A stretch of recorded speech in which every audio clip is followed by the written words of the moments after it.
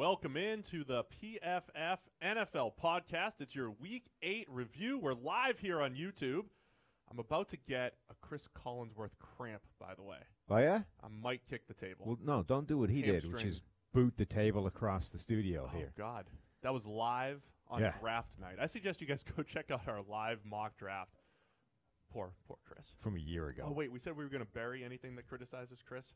This is poorly done. Anything that we don't want him to hear. Cut this whole thing. You're okay if you're comfortable with him hearing you mocking him. We'll cut this and put this at the end because he listens. He's an avid listener. Welcome in, Sam. Sorry, Thanks. I'm cramping up over here. I got to drink more water. Yeah. How you doing? I'm doing good, except we're freezing to death back in the podcast studio again. It's chilly. It's a little chilly over here. We got to figure out how to get some heat. Flowing through here. You think you've identified the problem being that the old podcast nook door was closed? It's warm in there. It's warm in the nook over there. I mean, it might be. Yeah. I don't know that that's going to create, an upswelling of warmth in this room. It's quite a large room, but okay. We got to grow. Let's roll with it. All right, so we got an action-packed show. It's action-packed. You and I have both been fired up all morning because people are creating stories where they shouldn't be. So we'll talk about that. There are stories where there shouldn't be. I predicted another near-perfect Thursday night prediction. So you were lamenting how I'm like within a number. Right. You have this irritating habit of being able to call a number almost exactly. And, all right, so you gave a full box score for Brock Osweiler on Thursday Night Football way back when. And you weren't exactly on the money with the whole box score, but you got his PFF grade to within a grading point. And that's the most important thing. Right. That's the most important And it wasn't like it was a middle-of-the-road grade that anyone could get. It was in the 40s. It was like 48 or whatever it was, and you got it to within a point. Yeah, it was like I said 48.3, and it was 48.9, whatever it was. To be fair, I mean, he had that terrible turnover-worthy play that I tweeted out that would have made my box score numbers look better. Yeah. And that stupid play to Devontae Parker where he gets popped and it bounces up and clean 40 yards for Osweiler there. So I was happy about that. Our Thursday night prediction was pretty good as the Texans beat the Dolphins, and that was annoying, yeah. Almost predicted Osweiler's grade to a T. So you're up this week for Raiders 49ers. Yeah, it's my turn. On the upside, also, I'm pretty sure I've just solved my cold issue by almost scalding myself to death with coffee. I saw you were having issues over there. Well, so there's two holes in the top of this thermos cup, right? This one, the small one up here, is supposed to give you the airflow so that the liquid can pass through the main hole into your mouth without, killing you. But sometimes it gets, blocked by the condensation. It appears to be a design flaw. And when that happens, you'll tilt the cup up like this and nothing comes out because the surface tension or whatever is preventing it. Then the bubble in there will break and it'll all flow into your mouth at 1,000,000 degrees and almost kill you. Are you not endorsing this Yeti? I'm just saying I appear to have encountered a minor design flaw in the Yeti, and so far it's causing me mild distress. Having it's user error. Just poured scalding hot coffee down my throat. I told you it was action-packed. There's a lot going on here other than your inability to use the Yeti. Listen, if anybody is going to be throwing stones in glass houses about drinking, it should not be you. We don't need to touch on that here. Okay. Anyway. 3 World Series games occurred since our last podcast. Yeah. The Red Sox are world champs, as you predicted. I did. You did say it would be 4 games. It did take them 5. Look, it took them 1 game longer than it should have done, but the bottom line is they're just not in our class, Steve. Well, it's because of the 18-inning game Friday night. You must have stayed up for that. Of course. The game ended at 3:30 Eastern time. Right. It was incredible. Uvalde comes in. So even though he got the loss on Friday night, he essentially saved the Red Sox and just won the World Series. I was never concerned. It was a formality. Yeah. There was a lot of great performances there. We'll watch the replay so you just have, a little bit more analysis on it for the next show. But congrats to my hometown, Boston Red Sox. Yeah. Another championship. All right, let's get into this week's action. Let's start with the Sunday Night Football game. Saints 30, Minnesota Vikings 20. I don't even want to acknowledge the stories. You have to acknowledge the stories. People are criticizing Kirk Cousins. Yes. I want to start by saying I am not, by any means, a Kirk Cousins apologist. I think the general narrative that I stick to with Kirk Cousins' career is that he has unbelievable stats if you match him up over the last few years. And if you just isolate his stats, you can make a case for him as a top 5 or 6 quarterback in the NFL. I don't see him as a top 5 or 6 quarterback in the NFL year in, year out. So I think his stats are inflated. I think there are issues to his game. He was not the reason the Minnesota Vikings lost last night. He's a really interesting player because for a few different reasons. He's really smart.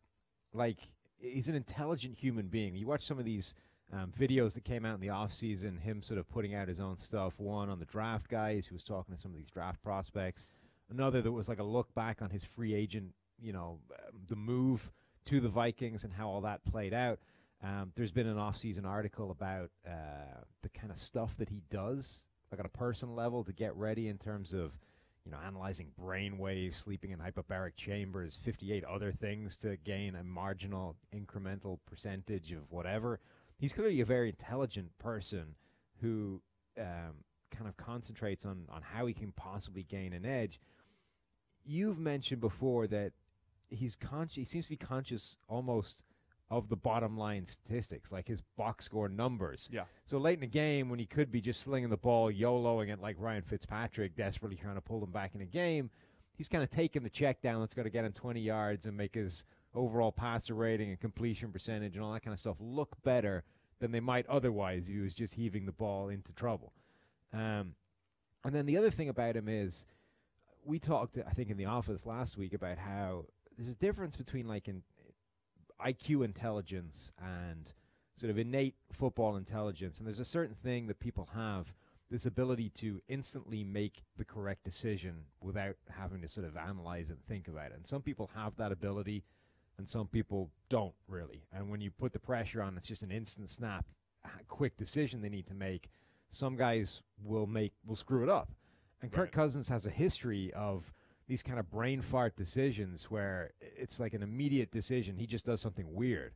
So last week it was the backwards lateral fumble thing where he threw the ball away backwards, which is obviously a live ball. That was one of the worst plays of the season. That was one of the worst plays you'll ever see. Right, but it was inexplicably bad, right? The only way of explaining that is that there was just a short circuit in his brain where he didn't, it was a bad decision. There's no reason why you do that. You just glitch, right? Which is similar to the Neil Spike mess that he had way back in Washington. Do you want to quickly summarize what that was for anyone that doesn't know? Yeah, I think it was 2015. It's the end of the first half. They rush up to the line. It was amazing because he essentially screwed this up twice. He got to the line to spike the ball, which was the obvious play. He snapped the ball, actually forgot to spike it. And the ref just blew the ball dead because he was like, Kirk, everybody's spiking it there. You were supposed to spike it. And you could almost see him apologizing to the ref for saying, yeah, I forgot to spike. Like, just my bad. Yeah. So then they call timeout. They come out of the huddle. And coming out of the huddle, there's about 8 seconds. You have a chance to run a play and then kick a field goal. And he comes out and takes a knee. Just takes a knee. They were out of timeouts. It was that was literally like pressing the wrong play on Madden. It was literally like you're in the special teams spot in Madden, and instead of spike, you clicked QB kneel, but you were actually supposed to run a play because you had no timeout. It was the most ridiculous thing I've ever seen. So again, the only explanation is just some sort of short circuit in the brain in a pressure situation. Last night there was a play where it looked like he'd fumbled it away. Turns out he was down, but even just taking that sack was inexplicably terrible. Right. So Cousins is this. I think we've talked again before about him being a high variance quarterback, capable of doing very good, very bad. So he's this high variance quarterback who is capable of bringing the Vikings back from these big deficit games. We've seen that before this season against the Packers. I think were they 17 down at one point in that game? He brought them all the way back. The kicker missed 3 times. So he's done that. He'll always sort of pad the stats a little bit, whether that's conscious or whether that's just, the way things have worked out over his career. But then you do get these every now and again. There's just a glitch where he does something inexplicably terrible. Yeah. So he's this fascinating quarterback to sort of look at the moment. But like if you are coming out of the Vikings season at this point and say Kirk Cousins is the problem, you're doing one of two things. You're either completely oblivious to what's actually the problem, i.e. several things before Kirk Cousins. Yep. Just as the offensive line is maybe the worst in the league, certainly the top 3 worst offensive lines in the league. He's under an unrelenting amount of pressure consistently. He's not holding the ball longer than a lot of quarterbacks. He's middle of the pack somewhere in terms of time to throw, et cetera, et cetera. Or you're just trying to create, a clickbait story. I think it's clickbait. Yeah, those are probably your two options. I mean, honestly, I think we nailed our Kirk Cousins off-season analysis to a T. Right, he's been the guy the Vikings wanted him to be. Yeah, he's an 82.8 PFF grade right now. Currently 11th. That'll shuffle a little bit as the games come in. It's about where we rank him as a quarterback. Right. He's in that 8 to 15 range in a given year. It's in the same range that Case Keenum was a year ago, and that Teddy Bridgewater was before that, and that Sam Bradford was in the middle. Like, he's in the same range, but it's how it's comprised. Exactly. It's how it's comprised. It's in the thing we said when he was signed. We said all of those guys were very much on the conservative end of the spectrum whether it was Bridgewater, Keenum, or Bradford. They all ranked in the top 10 at avoiding turnover-worthy plays. They were all on the low end of big-time throws. Cousins is making a ton of big-time throws. I just tweeted out he's tied for third with the most big-time throws under pressure this season. And because he's willing to take – it's funny because he protects the stats, but he also has the ability to make those tight window throws. I think it's the timing of when he does it, though. Right? It's in those we're down 2 touchdowns and we're probably not going to make the comeback. I'm not going to take those chances. I don't want that garbage time interception. Yeah, that's my issue with Cousins. But the Green Bay game was the game he was in there. He's been brought in to do. The Vikings basically made the determination in the offseason that Keenum, Bridgewater, Bradford, none of those guys are capable of coming back in that game. Right. And if the Vikings find themselves in that situation where it matters most in the playoffs, in the NFC Championship game, say, they need a quarterback that can do that. And Cousins is the guy, and he brought them all the way back in that game. It wasn't all the way back because, the kicker missed and they tied. But they don't make that comeback without Kirk Cousins. The Rams game this year, Rams put up 38 points. The Vikings were in that shootout all the way because Kirk Cousins was capable of doing that. Again, I don't think they're in that shootout without Cousins as the quarterback. With one of those other three guys, at least that's the determination the Vikings made in the offseason. And so far, he's been exactly what they thought he would be. Yeah, I think the only difference here is he's played better under pressure than he had in his career. He went from 90 to 40s? Yeah, it was like a 50-point drop. So this year he's a 67.1 in the PFF grades. If you check out PFF Elite, 67.1 grade under pressure, which is excellent. That's in the green. That's excellent for under pressure. He's third in the league in passer rating under pressure, 91.1. That's generally unsustainable. That should actually regress. So this would be actually my fear for the Minnesota Vikings. The fact that he's facing the second most pressure in the NFL. Once you put the sample size high enough, it's Deshaun Watson, then Kirk Cousins. He's doing that with a quick release. He's top 10 in the NFL at getting rid of the ball for the most part. And he's playing at such a high level under pressure. Usually we say, hey, good job, quarterback. You're playing well under pressure. But we know statistically it's very tough to maintain. That'd be my fear if I'm a Vikings fan. And then strategically, the path, it sounds simple, get a better offensive line. Yeah. But if you actually want to put numbers to it, if instead of him getting pressured 42% of the time, if you just get that down 32% to 35%, you're giving him more opportunities where from a clean pocket, he's a top 10 quarterback. Yeah, it was, I think, 49% in the Saints game. Cameron Jordan in particular was dominant again. That's the last time they met was the NFC or the divisional round of the playoffs, and Cameron Jordan almost was the reason the Vikings didn't win that game. He was destroying them in the second half again. So, yeah, the Vikings are kind of what we said to a T heading into the season, which is the thing that's probably going to hold them back is the offensive line. It's bad enough that it will cost them games. So far, Cousins has been mitigating that to an amazing degree, but it's probably not going to be enough long term. And it's particularly not enough when turnovers strike, which is what happened in that game. So let's discuss last night. We have an Adam Thielen fumble. Yeah. Right? That completely changes the tide of the game. It really did. And then the interception. And I just really want to defend what we do here even more and more because I think the nuance to this stuff is so important. Kirk Cousins throws this pass. He's expecting Stephon Diggs on a shallow cross. I think it was tightly covered. You said he's got a step separation. Yeah. Let's pretend it's completely tightly covered. Okay. It's a shallow cross. If Stephon Diggs just continues his route, it's knocked away. It goes from 2nd and 8 to 3rd and 8, and this pass will never be talked about again in the history of the world. Yeah. Instead, Diggs stops his route. The ball goes right to the Saints defender for a pick six, and it gives you this emotionally charged response. Kirk Cousins is blowing the game. That's a bad decision. You can't force that pass, all this stuff. when the true context about it is 99% of the time. Well, 99% of the time, if the receiver just continues his route, it falls incomplete. It's not the best decision in the world, right? There's a difference between a not-so-great decision and then an egregious decision that we would call like a minus 1.5 or a minus 2 pick six. I don't even think it's a bad decision at all. The pocket is collapsing around him. He has to start navigating this traffic. He sees the shallow cross coming across in the front of him. Stephon Diggs is like a yard ahead of the defender that's trailing in his wake. It's man coverage. There's no reason that he should not emerge on the other. So he sees the guy kind of go past a lineman who's now in his way because he's navigating this pocket. He takes a step to his right, throws the ball out. There is literally no reason that Stephon Diggs should not emerge the other side of this offensive lineman or on defensive lineman. Again, in the same situation. Diggs with the defender trailing behind him and the ball arriving. I mean, it's not going to be a big play, but it sure beats the hell out of taking a sack or just throwing it away for no reason. It's a perfectly legitimate play. They just got really unlucky with the timing. Now, against generally the rules on these shallow crossing patterns are if it's zone coverage, the guy in the crosser finds a place to settle down in a hole between defenders, and that's why you see them stop. If it's man coverage, you've got to keep running for precisely this reason, because if you don't keep running, there is a guy trailing you behind, and when you stop, he's probably going to keep going to the ball, and that's where you get the interception. Where what looked like it happened this time is when Cousins got into trouble in the pocket and started to navigate his way through, Diggs saw that and basically turned this into a scramble drill. Like at the exact moment Cousins decided to put the ball in the air, Diggs thought, oh crap, he's in trouble. I'm going to reverse back and try and give him a space left to get open.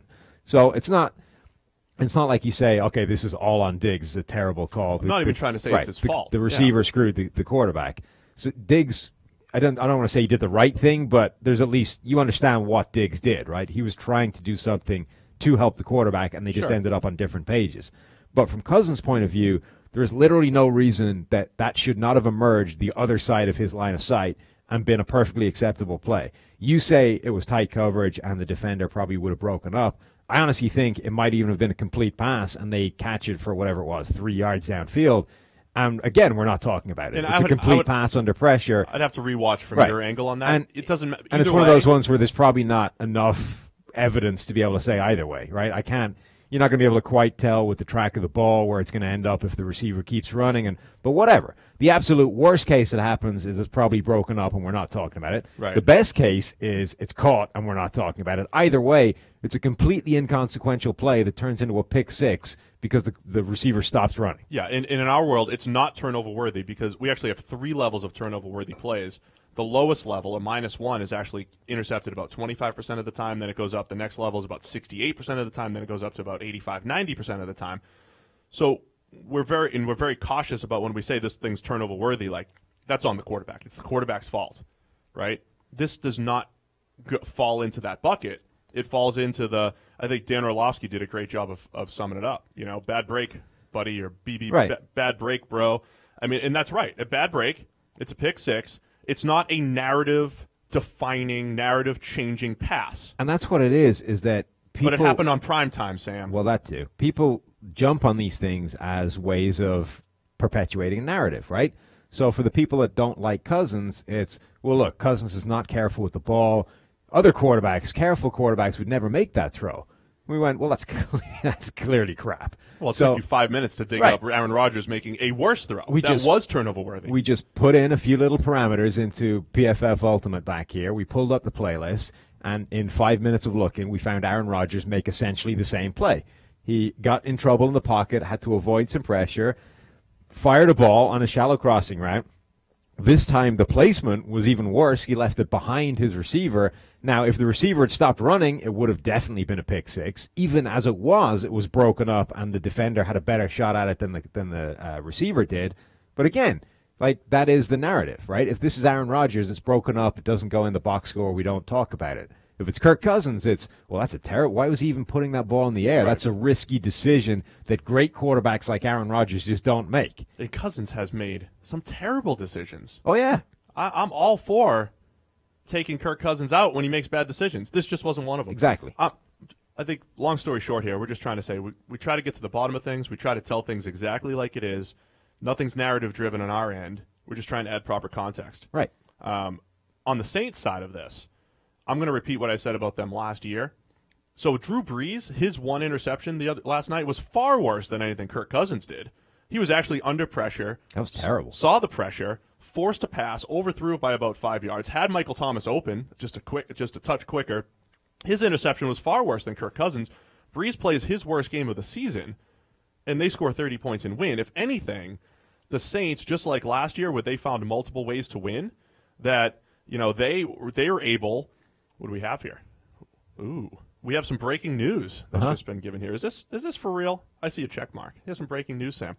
If anything, the Saints proved, just like last year, that they can win with defense, they can win with the running game, and, of course, at any given game, Drew Brees can go win a game for us. So, any last takeaways on Sunday Night Football before we break our news? Before we get to the breaking news, I would just like to say that I love this Taysom Hill trick offense.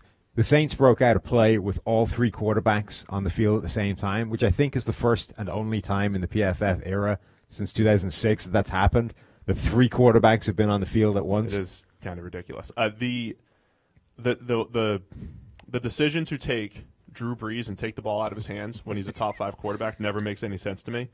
Taysom Hill continues to prove me wrong. Yes, you shut the hell up and let Taysom Hill do what he wants to do. You ready to break the news? Since we're live, this is perfect. Yeah, according to Adam Schefter, and I'm just checking. Right. It's not. It is a check mark, Adam Schefter, and it's not a darn Schefter. It is actually Adam Schefter. The Browns have fired head coach Hugh Jackson. Wow. That's a big Per source. Ooh, a source said that. Yeah, per source. Let's see if I have. You don't have sources. That's interesting. I have no sources telling me anything. That's very interesting because they were getting into this Hugh Jackson, Todd Haley, I hear a cheer outside. That could be video producer Tyler. Can you open the door, Matt? Is that Tyler? Is that a celebration? All right. There's a mini celebration from Tyler, the Browns fan over here. I'm never an advocate for – thank you, Matt. I'm never an advocate for firing anyone, but it did feel like a change of scenery was needed there. And I'm very fascinated to see where the Browns move here going forward for next year. It's an interesting dynamic because anyone that watched Hard Knocks could see there was clearly like tension between Todd Haley and Hugh Jackson even before the season started, just with meetings and all, direction of things and all this kind of stuff. But the play calling has been problematic so far this year. Yeah, they've been doing a lot of bad things that it's. I think Baker Mayfield was head and shoulders number one in terms of 3rd and long plays so far this season. They've been running on 2nd and long all season long. We hate that. Right. They've just been putting him in this ugly situation consistently because of some ugly play calling. So when Hugh Jackson said he was going to have to get involved in the play calling, it kind of made sense, right? The play calling has not been good, and yet he is the guy that's been booted out the door after they stuck with him through 1-31. It's interesting. I don't actually have a strong take either way, but it's a fascinating dynamic. Yeah, it just felt like it was inevitable. Just some of the things you hear coming out of there where there is disconnect, like you've mentioned, and various things. There's also just, it feels like half the NFL is just moving forward, and they're getting the Sean McVays of the world, and they're Frank Reichs and Doug Peterson. They're at least attempting to move forward into these forward-thinking offensive coaches, and it doesn't hurt to think what would Baker Mayfield do with one of those coaches. There's a great statistic from Ben Stockwell. 6 straight Browns head coaches have been fired following Cleveland's 2nd game against the Steelers that season. Come on, apparently. Really? This is Ben. I don't know if he's true or not, but that's the stat Ben broke out. We are so unprofessional. We don't even fact check here. God, no. I break news very awkwardly, and we don't fact check. No. But here we are. We're live on YouTube. We're recording the podcast. It's all new territory for us, but that's what we're here for, discussing Hugh Jackson. So do you go get Lincoln Riley from Oklahoma? So Baker's got his buddy? I mean, obviously that's a connection. Yeah. I really think a year from now, the Browns, I think on both sides of the ball they need a shakeup. Myles Garrett was complaining about play calling from Greg Williams yesterday. You shake up both sides of the ball. You have talent on both sides of the ball. I mean, we're talking about they're weak at left tackle. The playmakers have underachieved, but I think they're talented. Yeah. the defensive side of the ball has a ton of talent. Both sides you shake things up, and they can do some damage. Both sides do. Really, left tackle is the only major problem on that offensive line. And to be fair to Desmond Harrison, we are talking about an undrafted free agent out of West Georgia. Oh, yeah. Like, he's not supposed to be good right now. Right. So, he's been playing pretty terribly. He's got one good game in there against Oakland, who have the league's most inept pass rush. And again, we're doing that from the perspective of an NFL tackle, not for Desmond Harrison, who is an undrafted So he's player. been playing badly by the standard that he needs to be kept to, which is quality starting left tackles in the NFL, right? But you don't expect him to be good given where he's come from and what he's been thrust into. So it's not to say that he has no shot going forward, but at the very minimum, you probably want a backup plan that's better than moving your left guard to left tackle. Yeah. So, the offseason, they do need to look at that, whether Desmond Harrison is going to take that leap forward or whether they need to get another starting left tackle. But realistically, outside of that, the offense could use a receiver, a legitimate, say, a Josh Gordon. Like a Josh Gordon type. Yeah. A deep threat that can catch the ball, unlike Antonio Callaway. Callaway will be back. He'll be fine. Yeah. He'll be fine. So they need a receiver. They could use a left tackle. But outside of that, that is not an untalented group on offense. The defense has a lot of talent. The scheme is just too boom or bust, I think, at the moment. There's some moves to be made, but this Cleveland team is not in bad shape. Yeah, the defense is creating a ton of turnovers, which we know is difficult to sustain. And the fact that they're doing such a good job of forcing turnovers and not winning games is also just tough to do. Yeah. So I'm optimistic about the Browns going forward for the 7th straight year. Optimism going forward for the Browns. So anything else to touch on in that game with the Steelers? Hugh Jackson is out. If you guys are just tuning in here live on YouTube, I know there's probably thousands. How many in the chat, Matt? How many millions are in the chat right now? 3-4 million. I think it says. Don't just ignore the number that says like 99. It's really 3 or 4 million live here on YouTube. Worst game of Baker Mayfield's career. Yeah, he hasn't been great these last few weeks. Yeah, that's annoying. Yeah. Let me just say I'm optimistic about him and just a different voice in there. Oh, a different voice in the in the huddle, so to speak. You know what I'm saying? So that's where I am on that. Let's fly through some of these other games. The Packers and the Rams. I thought this was going to be a crazy shootout. This was a funny game. 29-27. Rams beat the Packers.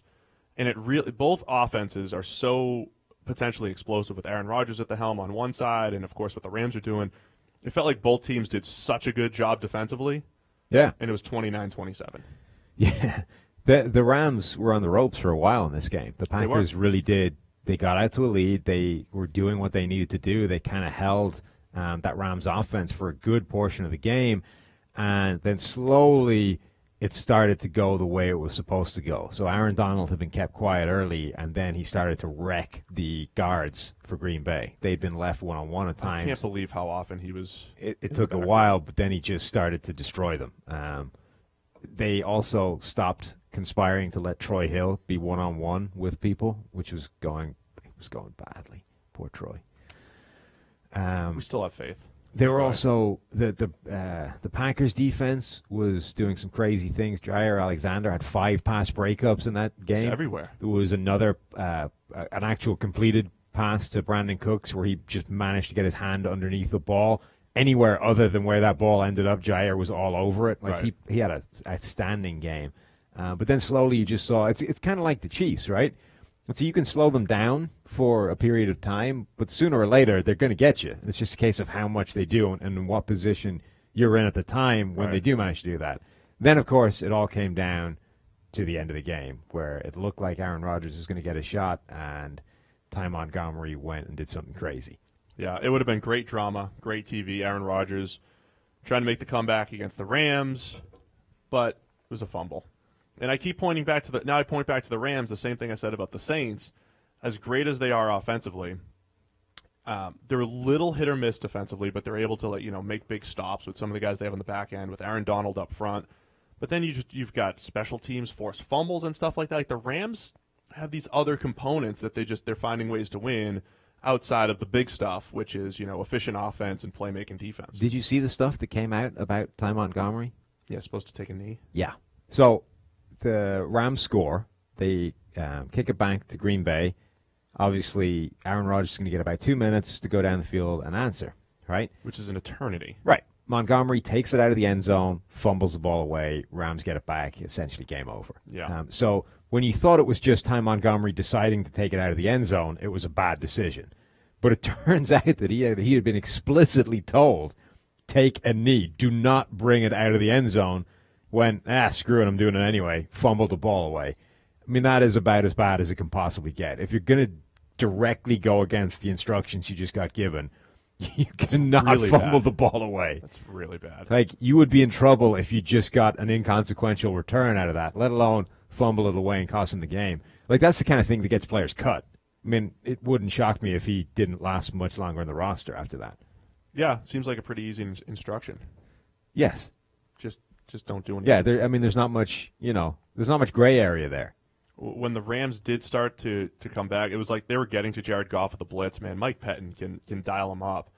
But Goff got into a nice rhythm. He's had a few drives this year where he's just like 4, 5, 6 passes in a row that are just on point. And he almost kind of like, almost a little streaky he can get. I mean, when he gets on those streaks, though, it's 5, 6, 7 passes, whatever it is, and they're just moving down the field.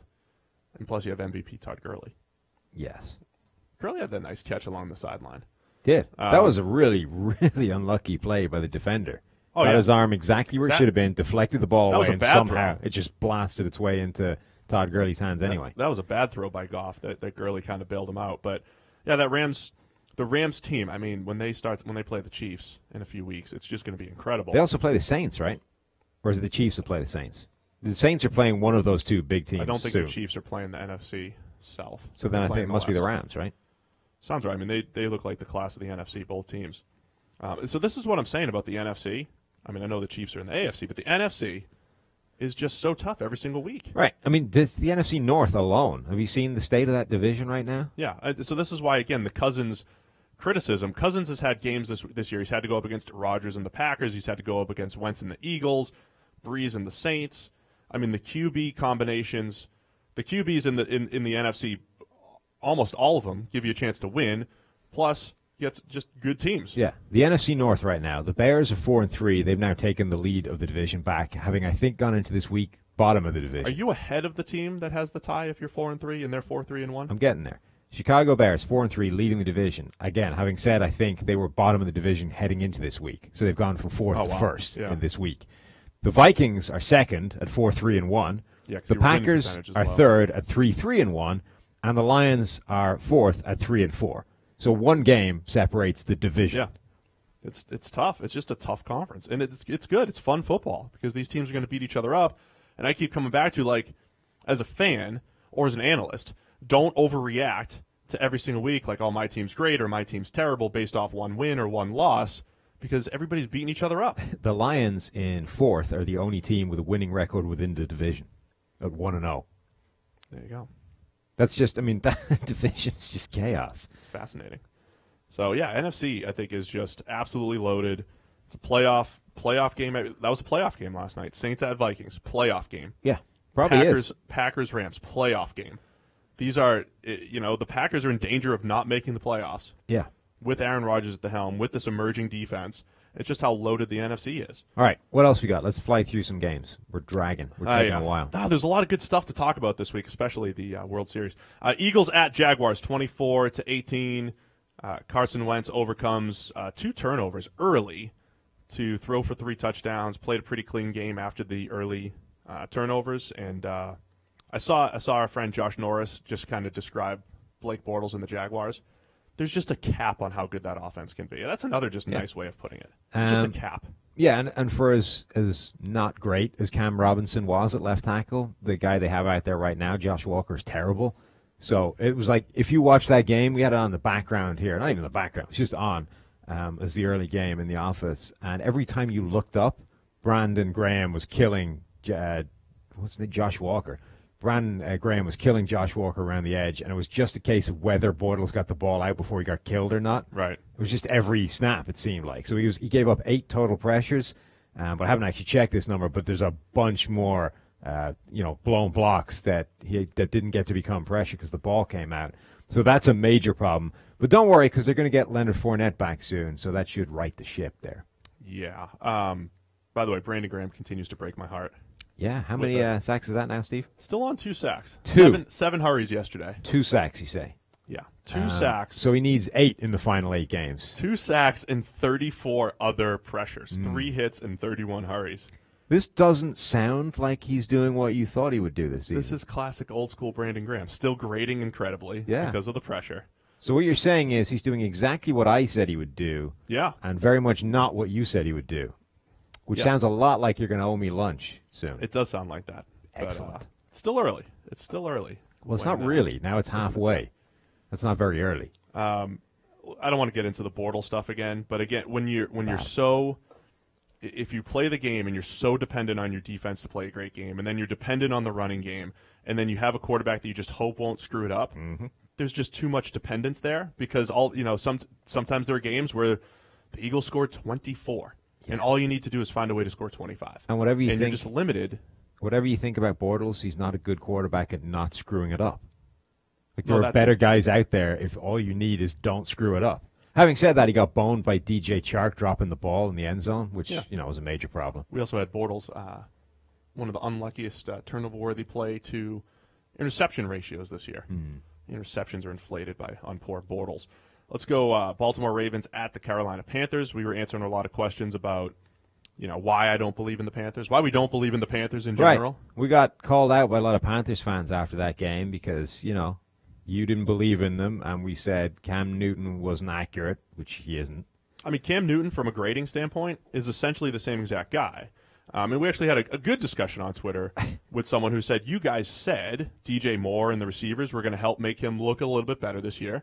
And actually, our grades and everything would back that up. The grades are similar to what he's been in previous years, but the stats are better, even though his stats are middle of the pack in today's NFL. But the stats are better.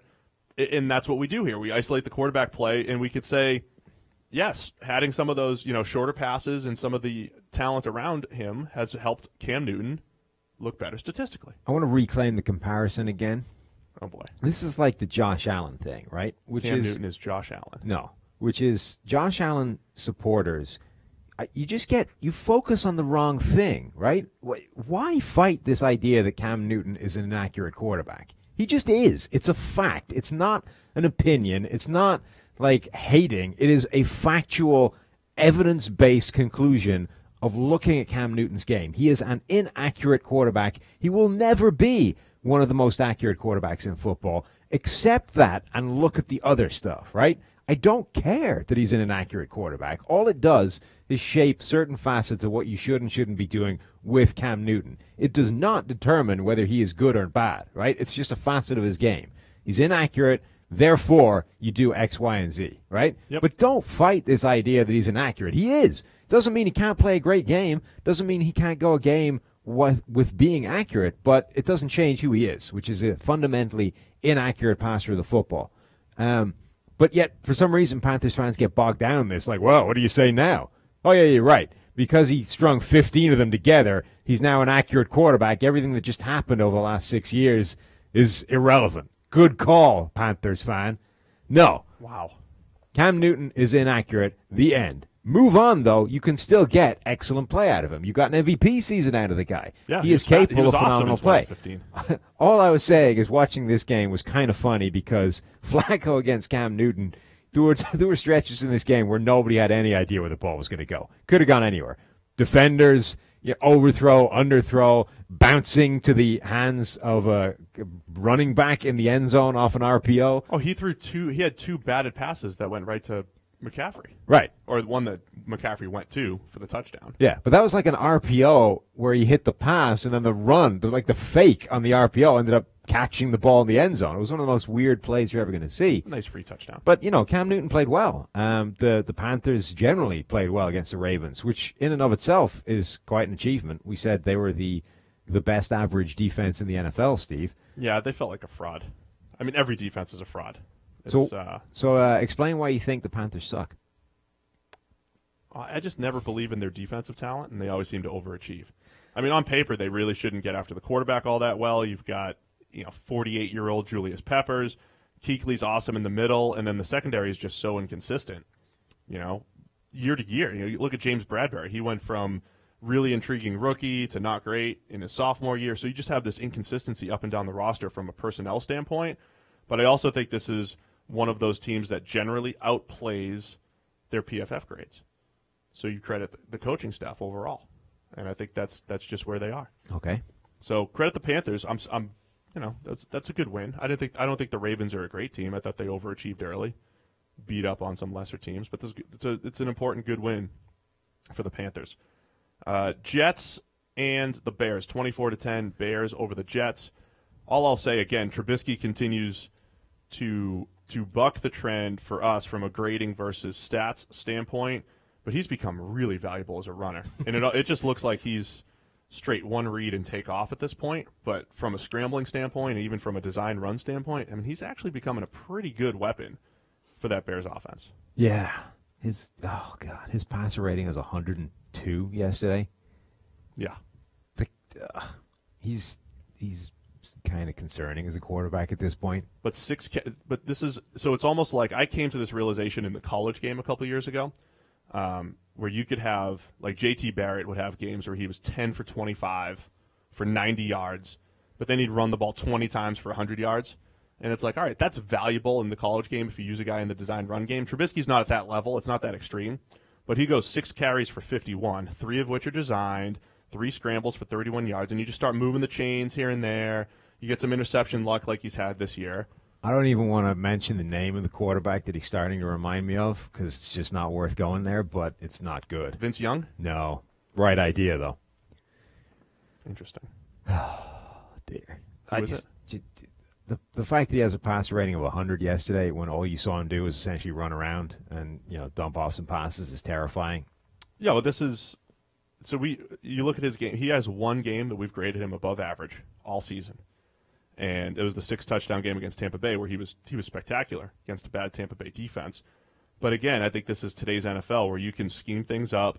You can surround quarterbacks. The ultimate goal as a pass offense is to just get to the result, right? No matter how you get there. Yeah. And if you can mask a quarterback enough by playmakers and scheme to get the stats, to get the final result from a pass game, then we have to the analysis here is to credit the Bears. Yes. For what they've done. But the problem is with that is it just isn't sustainable long term. It's not. I mean, if you get quarterback play like that, it shouldn't. Scheme eventually gets worked out. We saw that with, Chip Kelly and the stuff he was doing with the Eagles guys. Even if the scheme doesn't get worked out, at some point you're going to need the quarterback to take a step above that because it'll get slowed down. And you're going to have to go up against Jared Goff and the Rams or, the Chiefs or the Patriots. You're going to have to actually step it up, and the quarterback needs to do more than simply be a right-handed Tim Tebow. Wow. Tim Tebow. Wow. It's not bad. Tebow was so much more of a downfield thrower that he couldn't get aided. His stats were never going to be good either. Yeah. Trubisky's in this nice system. There are other evaluation methods that have Trubisky as a top 10 quarterback this year. Top 8 even. Huh. Yeah. I disagree with those. They generally rely more heavily on the run game, which, again, I think he's adding a ton of value as a runner this year. And they're also not doing what we do, which is separate the kind of coaching scheme element and the quarterback. No, I think it's the best thing that we do. It's separate. We separate air yards because a lot of people it's like focus passer on air rating, yards. right? We separate air yards. We separate yards after the catch. We separate dropped interceptions, dropped passes. I mean, that's another thing. He's got hardly any of his passes dropped. That was the thing we said about Deshaun Watson last year. If you only have 2 passes dropped all year, that's like 5 or 6 points on your passer rating alone. But it's like the difference between passer rating and grade, right? Passer rating is not actually a quarterback metric necessarily. It's the overall metric of how the passing game is going, which can be quarterback driven. It can be receiver driven. It can be, the whole thing. So those things they're doing exactly the same thing. They're essentially just modifying passer rating, whereas what we're doing is trying to tell you what part the quarterback played, not what part the passing game had. Right. So, again, I'd say the analysis from a PFF standpoint, credit the Bears for scheming it up and for catching passes. Only 5 drop passes all year. Going to be tough to sustain this level of pass game for the Bears. The other prediction that I made on Sunday that came true, what did I say about the Bucs and Bengals game? I said tune in about 3:45, 3:50 in the afternoon, and some spectacular stuff is going to be happening. Now, what I didn't know is that it was going to be Fitzmagic out there doing it. That was awesome. Fitzmagic is back. Jameis Winston. Terrible. was terrible. I just posted our numbers. Hold on, for turnover-worthy plays for the season. He's tied for third or tied for fourth. Tied for fourth with 13, and he missed the first few games of the season. I think my favorite thing that happened in this game is that Winston was just throwing seams all day long, including to, like, Bengals defenders, right? Right. Just drop back. Well, there's a seam right here. I'm going to throw it. Oh, well, there's a safety there. My bad. Fitzpatrick came in, and they showed him a seam route, and the safety bit right on it because he'd seen 15 of them already that day. And then Fitzpatrick just threw the ball right over his head for an easy touchdown. The safety had gone AWOL, and the cornerback was waiting for the safety help, and Fitzpatrick just took an easy touchdown. I think that was fantastic. It was like, we'll put in a new quarterback, and we'll show them exactly what we've shown them all day long, except instead of Jameis throwing the ball straight to it, we'll go somewhere else. It was genius. His grade is still coming down. Fitzpatrick's or Jameis? Jameis. Yeah. Upon review. Well, this certainly isn't your year, right? Your year that it's going to all come together for Jameis, and we're going to see. No, so you're over there. You're over there tweeting at me like, "Oh, Jameis is going to break out and everything." I said in any given year. Right. This year is not going to be the year. So yesterday's performance has nothing to do with Jameis's potential 2023 breakout season. Has nothing to do with it. It doesn't change my analysis. Mike Renner said something, which is probably quite true, which is he has neither gotten better nor worse since his freshman season. He's the same guy. Oh, yeah. And this is kind of my point, is that he's going to be the same guy until he quits playing. He is essentially Jay Cutler. And what you are doing is the same thing every NFL GM did, which is going, maybe this is the year we get Jay Cutler. We get the ceiling Jay Cutler. This is where it comes. And every year, you're out there going, this is the Jameis year. He's going to put it all together.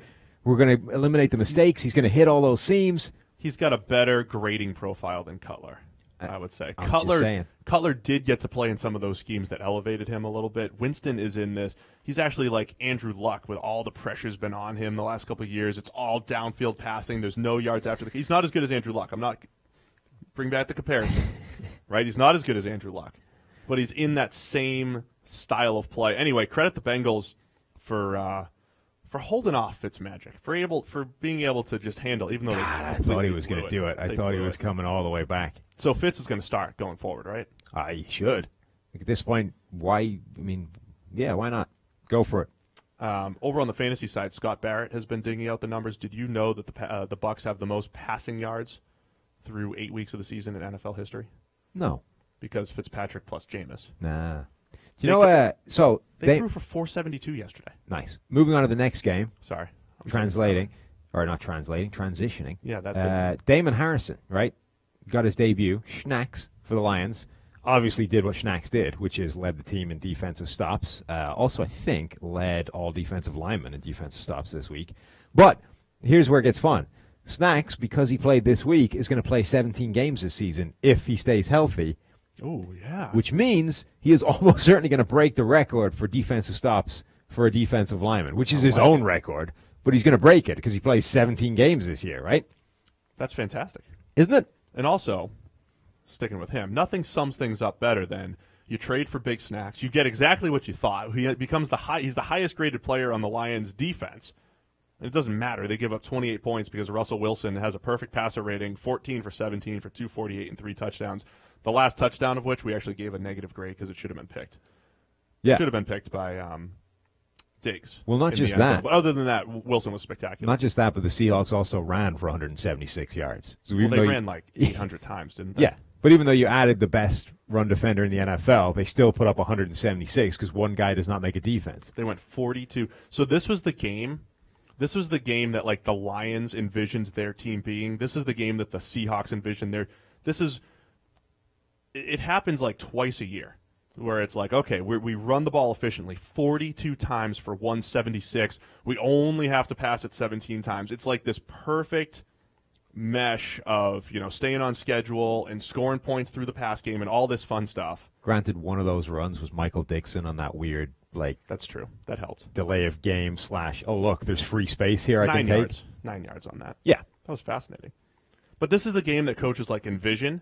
And it literally happens once or twice a year. And you're just hoping that you build a team that does this every week, which is just unrealistic. Yeah.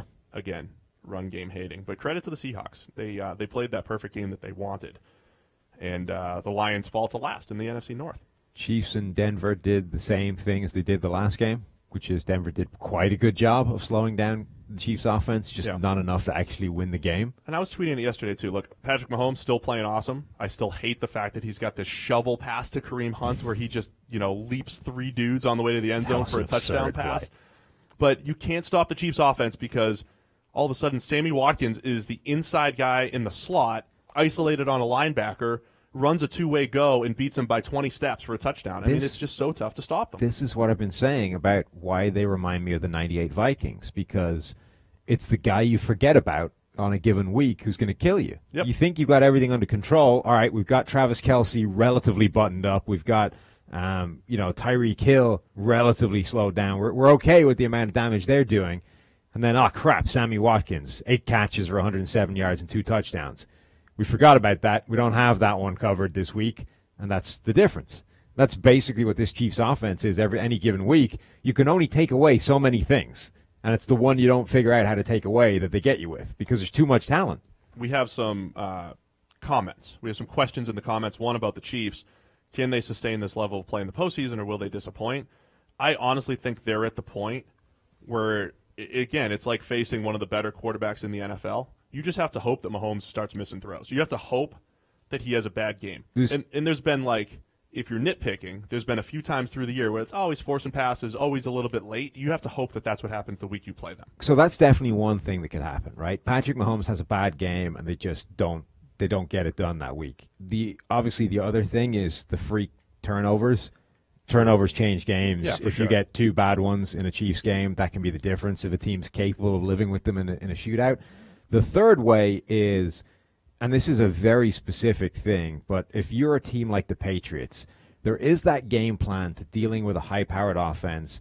If you can just keep your offense on the field and execute this series of 10, 12, 14-play drives, chew up the clock, and just don't give them the time to do the damage, because it's going to come down to possessions, right? And even if they keep, you execute this 14-play drive, they answer in 3 plays and score a touchdown, and you're back at it, you do the same thing.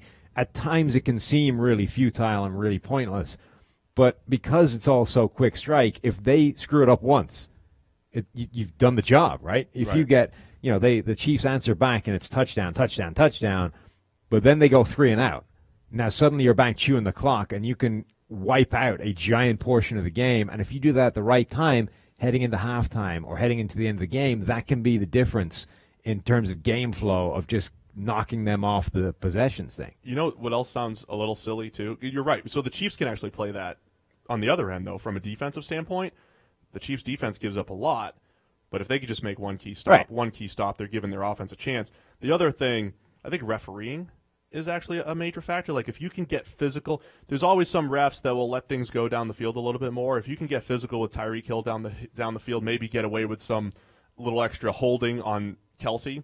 I mean, there are some crews that allow more things to go, and I think that's particularly in the playoffs. What we're looking at, especially in the playoffs. And we've seen in the playoffs historically, great offenses have been shut down before. Yeah. From the 2007 Patriots to the 2013 Broncos, we've seen great offenses slow down before, so it's easy to sit here in the middle of the year and say. I will say, we made the point before. I think the difference is that there isn't great defense anymore. There's no answer to the 2013 Seahawks so far. It's very difficult to play good defense. Unless a team materializes down the stretch, there isn't the defense that's capable of doing that the way they did it to the Broncos that year. No, it's definitely true. Redskins at the Giants. Some people in the comments are asking for Pat Shurmur analysis. Let's blame Shurmur. I have to say, I got to hand it to our Green Line guys. Before the season, they said the easiest win when it comes to win projection was under 7 wins for the Giants because the roster across the board just isn't good. The roster is just not good. Eli Manning cannot make up for what they have, what they're lacking. Eli Manning had one of the worst games I've ever seen from a quarterback yesterday. He was terrible. He was just heaving the ball at Odell Beckham Jr. almost regardless of what was presented to him. It's like, oh, look, Odell's running a slant. Let's throw it to Odell. It's like, dude, there's 2 people between you and him. No, that's not open. There were a couple of just ridiculous arm punts down the field where it looked like his entire thought process was how high into the air can I get this ball? and push it vaguely down the field, and let's see if somebody comes up with it. Like, I mean, whatever about Pat Shurmur, but you can't win with a quarterback playing like that. Yeah, now, Eli hasn't necessarily been the worst thing about this team this season. He was yesterday. Yeah, he was. And defensively, it's not like they've got a ton of talent. Like, Landon Collins is a star. Janoris Jenkins is a solid corner. Olivier Vernon is a good pass rusher. What do they have beyond that? The defense has issues. The offensive line has issues. And Eli just can't make up for it on a week-to-week basis. Again, he's kind of like Bortles at this point in his career. He could piece together enough games that make you believe that he could do something, but he'll have games like this where he can't. Yeah, I mean, the other thing is that Washington defense, I think, is good. They are which good. Doesn't help the fact that the Giants can't get anything done. Saquon Barkley was bottled up completely. I think the bottom line here is that they ran into a better team. Washington are a better team than New York at the moment, and Eli Manning had a stinker of a game, so it just looked worse. Alex Smith, just a winner, man. Just a winner. 5.6 yards per attempt, and they win. He just finds a way to win. Adrian Peterson getting it done again. Yeah, that was after the fumble. He was blowing it, but we kind of screwed that up at the end. We didn't screw anything up. Yeah, we did. What do you mean? We said Adrian Peterson would be an inconsequential signing. Turns out he's not. It's quite consequential. The consequences are great. I don't know.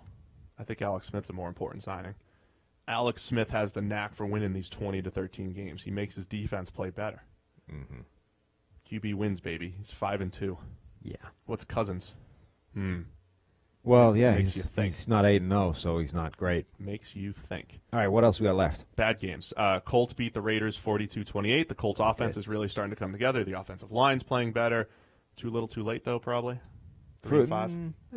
I think they might have a run in them. I don't think that division is put away yet. I still don't think the Texans are particularly good, so they may still have a shot. The Raiders are terrible, so that's going to help them put up a lot of points.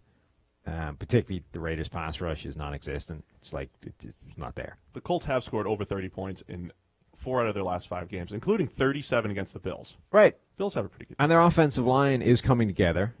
It's looking better. Nelson has been grading way better than he started the season. Like, it's just a steady incline for him. Now, again, the Raiders' pass rush doesn't exist, so that's going to help. But, yeah, that team is looking a lot better. One of the plays of the week came out of that game with, who was it? What was the receiver's name? Ali Cole? Ali Coe? Yeah, Mo Ali Cox. Ali Cox. Mo Ali Cox with a one-handed snag in the end zone. One of those great one-handers where the ball just hits his mitt and sticks. Stuck. Like, it doesn't even change. He doesn't have to pull it in, or it just grabs, plucked out of the sky, and goes down for the touchdown. The Colts continue to lead the league in just surprising players. Yeah. Players you've never heard of, Sam. Mo Ali Cox, star of the game. So the Colts, keep an eye on them. The offense, the Raiders continue to really, really struggle defensively. That's why, you guys, Raiders fans, check out my mock draft. I revamped your defense on ProFootballFocus.com and here on the YouTube channel. 2 more teams that need to check out the mock draft. 49ers at Cardinals. I have nothing on this game, except I picked the Cardinals correctly. This was terrible. Dude, I had the 49ers, and they should have won, and then they just conspired to piss it away at the end. Well, they didn't. It was terrible. The Cardinals, both these teams were awful. Like, it was just miserable. So the 4 p.m. games, right? There's 3 TVs out there in our little setup, and there was 3 4 p.m. games. So we had them all up there, and you're just like, nothing is worth watching about this game. It's awful. It is wretched. It was miserable. It was like our preview for this game is that there was no reason to watch this game, right? It was your notes. Reasons to watch this game, nothing. Our post-game analysis. There was no reason to watch this game. Another game we predicted perfectly. Wow, we're doing a great job. There was no reason to watch this game. The listeners need something terrible to take away from this game, though. I'll say, Dayon Buchanan, linebacker for the Cardinals, he had played only 13 snaps in his previous 3 games. He played 39, and he played well. Okay. Josh Rosen actually made some really nice passes. Right at the end, where the 49ers decided to throw the game away, Rosen made a couple of darts to actually take it away in addition to them throwing it away. So that was nice. Rosen remains kind of up and down. Like, it's so hard to judge him because he's dealing with the worst offensive line in the NFL, not one of the worst. They are awful. So it's hard. it's so bad that it's difficult to fairly judge what he's doing because it's incredible. I think from an analysis standpoint, he's playing with house money. You just say anything he does above and beyond, you just give him credit. So for he it. is making some pretty special plays out there, but then his MO in college was kind of always he would make some special plays and then there was a lot of bad. But now it's hard to judge, well, is the bad him or is it because the offensive line is so awful that he's always under pressure? And it's just it's very hard to take anything out of this season from him. They got some rebuilding to do. Yeah. To say the least. In Arizona. That hit every game? You got them all? I think so. That's all of them. So there you have it. It's your Week 8 review. Thank you, Sam. We'll be back on Thursday to preview Week 9. Yep. Already. Don't forget, get to ProFootballFocus.com. You guys can get the full analysis on every single game. It's part of your PFF Elite package. Plus, midnight tonight, Green Line picks for next week. Your best value is on Tuesdays. So be sure to check it out. Again, all a part of your PFF Elite package. Thanks, guys. Appreciate everyone tuning in live on YouTube and in the podcast world. We'll talk to you guys again on Thursday.